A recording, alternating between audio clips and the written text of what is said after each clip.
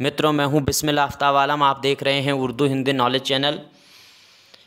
इस चैनल पर हिंदी साहित्य से संबंधित वीडियो अपलोड किए जाते हैं और याद रखना कि बीए इंटर हो, बीए हो, हाई स्कूल हो, इनमें जो हिंदी का सिलेबस है उनसे संबंधित इसमें प्रश्न आपके सामने रखकर और उनकी समीक्षा की जाती है। तो आज रोज़ एक डोज के नाम से ये सीरीज चल रही है, जिसमें किसी न किसी रचनाकार की रचनाएं या रचनाकार का परिचय, उसका व्यक्तित्व, इस तरह से बात की जाती है। आज हम बात करेंगे कबीर दास के व्यक्तित्व पे बात करेंगे, ना कि जीवन परिचय पे। ये बात ध्यान रखें। तो BA first year, second year, third year वालों के लिए बहुत ही अहम वीडियो है। आइए देखते हैं। कबीर के महान व्यक्तित्व एवं उनके काव्य के संबंध में हिंदी के प्रसिद्ध रचनाकार डॉक्टर प्रभाकर माचवे का मत है। ये हिंदी के ये साहित्यकार ही हैं, डॉक्टर प्रभाकर माचवे। इनका मत है कि कबीर में सत्य कहने का अपार धैर्य था और उसके परिणाम सहन करने की हिम्मत भी। कबीर के कविता इन्हीं कारणों से अन्य प्रकार के जो कवि थे उनसे अलग है, भिन्न है। वह कई रूढ़ियों के संबंध को तोड़ते हैं, यानी उनकी कविता कई रूढ़वादियों के संबंधों को तोड़ती है। वह मुक्त आत्मा की कविता है। कबीर के जीवन संबंधी विभिन्न तथ्यों की प्रामाणिकता संदिग्ध है।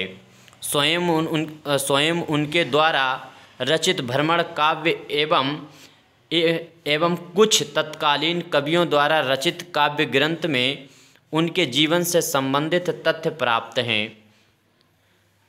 कबीरदास का जन्म संवत 1445 या फिर सन 1398 में एक जुलाहा परिवार में हुआ था। उनके पिता का नाम नीरू और माता का नाम नीमा था।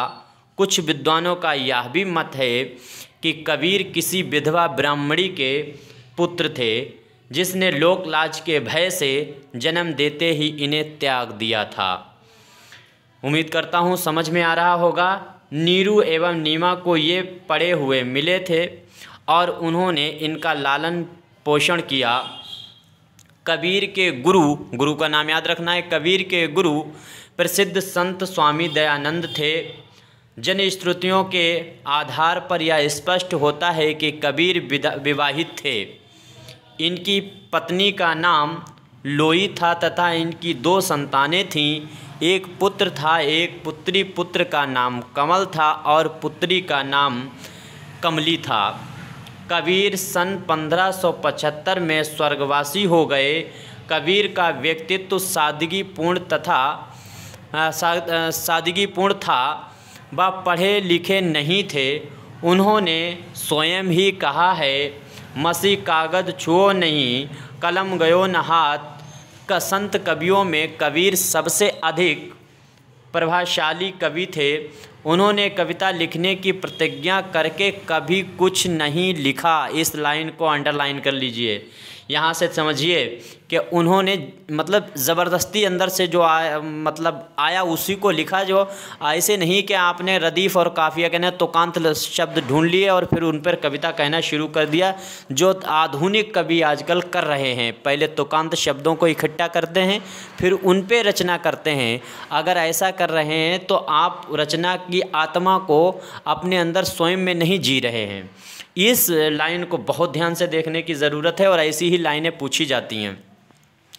तो कवियों में कबीर सबसे अधिक थे और इनकी क्या है कि इन्होंने कविता लिखने की प्रतिज्ञा करके कभी भी कुछ नहीं लिखा। क्या लिखा?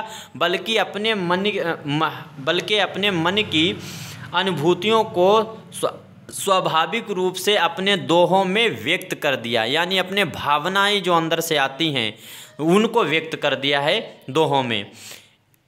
उन्हें अलंकारों एवं काव्य शास्त्र का ज्ञान नहीं था। किसे? कबीर को नहीं था। तथापि उनकी काव्य अनुभूति इतनी प्रबल है कि वह पढ़ने तथा सुनने वाले के हृदय को रोमांचित कर देती है।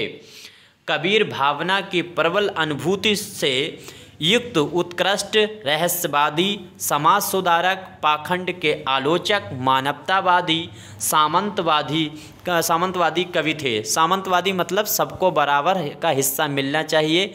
इस सामंतवाद की जो परंपरा है वो रूस ने डाली थी और आज सबसे ज़्यादा विरोध का काम रूस ही कर रहा है सामंतवाद का। और इस परंपरा का समाज से संबंधित होता है। कार्ल मार्क्स की जो सोच थी वही है ये। तो सामंतवादी कवि थे। इनके काव्य में दो प्रवृत्तियाँ मिलती हैं। ये प्रवृत्तियाँ क्या हैं? एक प्रवृत्ति इनकी है गुरु एवं प्रभु भक्ति, विश्वास, धर्म, दया, विचार, क्षमा, संतोष आदि विषयों पर रचनात्मक अभिव्यक्ति एवं दूसरों में धर्म, पाखंड, सामाजिक कुरीतियों आदि के विरुद्ध आलोचनात्मक अभिव्यक्ति देखने को मिलती है। इन दोनों प्रकार के काव्यों की अद्भुत अभिव्यक्ति का परिचय प्राप्त होता है। तो इस तरह से ये संक्षिप्त में आज रोज़ एक डोज जो सीरीज़ है उसमें कबीर दास के व्यक्तित्व पे मैंने बात की है, जिसमें आपको याद रखना एक चीज़ याद रखिए कि कबीर दास कितने साल पहले पैदा हुए, आज से लगभग 500 साल पहले। और ये बंदा उस टाइम पर साम्यवाद का जो है समर्थक था और साम्यवाद को इसने जो है प्रबलता दी है। और उसके बाद में कार्ल मार्क्स हैं और भी जो पाश्चात्य के राइटर या पाश्चात्य के थिंकर पैदा हुए, उन्होंने इसको प्रबलता दी। तो ये कह दिया गया कि सामंतवाद जो है वो पाश्चात्य से आया, ऐसा बिल्कुल नहीं है, क्योंकि हम लोगों ने अपने गिरेबान में झांक कर नहीं देखा। हमारे देश में ऐसे कवि थे जो उनकी सोच से कई सौ वर्ष पहले ही चल रहे थे, चाहे वो कबीर दास हों, चाहे वो तुलसीदास हों, या उनके समकालीन के और भी कवि हैं जो सामंतवाद के प्रवर्तक माने जा सकते हैं। उम्मीद करता हूँ समझ में आया होगा। धन्यवाद।